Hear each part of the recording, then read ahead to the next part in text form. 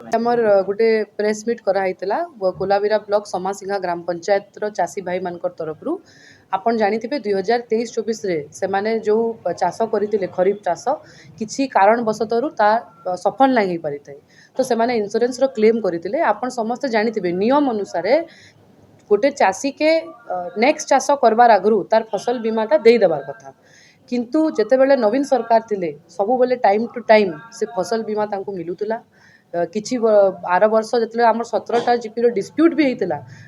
पूर्वतन मुख्यमंत्री आशीर्वाद और प्रयास आम सबू जीपी के पैसा भी मिलता किंतु ई थर जिते बेले 2023-24 से इंश्योरेंस करिचन क्लेम एबे पर्यंत तांकर पैसा तांकु नुहे मिले जहाँ फल कि बहुत चाषी को अर्थ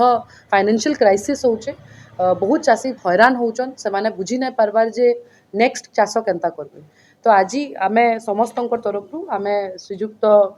कनक बर्दक सिंह को माननीय उपमंत्री को एवं सरकार को आज आमे दाबी जनाऊँ समस्त आड़ू आम आज लेटर भी लिखिछू जे जेते शीघ्र हेबा सबू चाषी भाई मान को इंश्योरेंस पैसाटा दि जाए।